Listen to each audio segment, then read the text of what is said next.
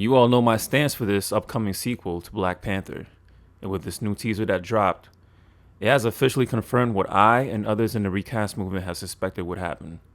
The residual pain and trauma connected to the passing of Chadwick Boseman is being used as a driving force for the promotion and plot point of Wakanda Forever.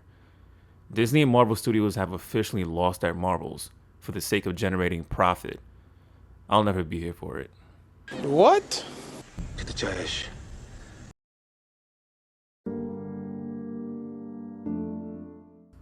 I'm going to try and be as short as possible with this because, frankly, I've already made content educating and lecturing those who aren't in the know for the sake of T'Challa's importance to the franchise. A whole playlist at that, so if you want to know more about why there's a recast movement, links in the description. Now, knowing what I know, being an avid reader of Marvel Comics growing up and loving the character of T'Challa, while watching the trailer last night, I honestly didn't feel compelled to anticipate its theatrical debut. Nor has it convinced me otherwise on my stance to recast the role of T'Challa. As I witnessed the beautiful effects on display, my mind was in constant state of drawing the obvious conclusions to what was being presented. Absentee kings, black male death, grieving black women, women empowerment, and inclusion politics.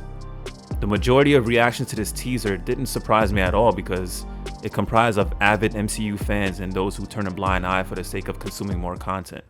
Don't ask questions. Just consume product and then get excited for next products. Applauding and cheering Marvel Studios for continuing down a path that is insulting to the Black Panther lore.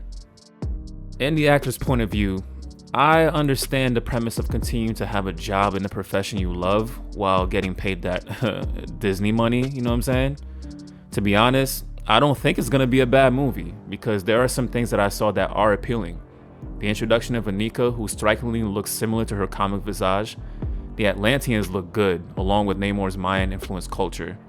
Hints to this probably taking place during the blip, which would be better off plot-wise. Inspirations taken from Shuri's griot form. And Lupita's still looking all types of fine, you know what I'm saying? Alright, I mean, there's some good, but in my perspective, the concept of T'Challa dying again while connecting it to the real-life passing of Chadwick Boseman is very off-putting. It's kind of sick to listen to them use the Wailer's iconic "No Woman, No Cry" as an allegory to grieving black women, and then make it hit by transitioning it to Kendrick Lamar's "We Gon' Be Alright." It's as if it's like a virtue signal to people who are affected by Chadwick Boseman not being around as T'Challa anymore. I read and watched people's responses to it. It's weird, as if they're like glorifying grief and how Marvel is using it to pull at people's heartstrings as a marketing tactic. That's pretty disgusting if you think about it. And people are allowing them to do this? Now, Namor and the Atlanteans, like I stated before, they look pretty cool. Yet, the potential problem that lies with all the Atlanteans being based on Mayan culture would be a disservice to the mythos of the Submariner. If the kingdom of Atlantis spans 7 seas, then why do all the Atlanteans look like they're from the Gulf of Mexico? All the large bodies of water should be their kingdom, and their cultural attire should reflect the sea. Then there's Ironheart, who has never been associated with Black Panther or Wakanda. The relevance of her being here makes no type of sense whatsoever. As a character that's from the Iron Man franchise, she needs to be in the Armored Wars, if that even still is happening. All in all, it kind of looks like Marvel is still on this wave of feigning ignorance to the facts that the recast movement have brought forth the last 2 years. At the end of the day, Shuri taking up the mantle, Wakanda opening up to the world, Manape and Killmonger vying for control of the throne, rivalry with Namor, all have one common denominator: their relation to T'Challa. The Black Panther franchise is a story primarily told through the eyes of T'Challa, and disregarding this simple fact would potentially doom the original focal point. There will be no leeway for Sam becoming Captain America without finalizing Steve's story. Likewise, no Ironheart without Tony's story, and no Mighty Thor without Thor's. So how do we expect a successful Black Panther trilogy when T'Challa's story begins and ends in one film?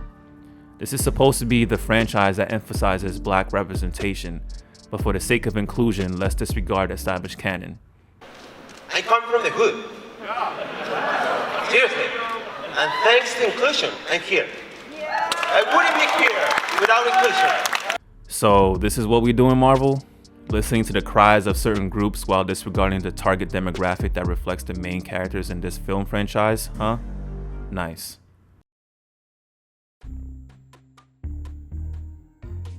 I don't personally wish any failure upon the studio and the film, but their trajectory seems to indirectly want that outcome. Using Chadwick's untimely passing to promote the next film in the series is a disrespect we warranted. But oh well, you reap what you sow. And regardless how this movie does, the trajectory is all the same after making minute decisions instead of a calculated one. Let me know what you thought about the trailer and where you see the movie going down in the comments. Drop a like for your boy if you enjoy the content, and don't forget to subscribe to the channel if you're new here. You know the vibes. It's Kaizoku Sleven. Appreciate you.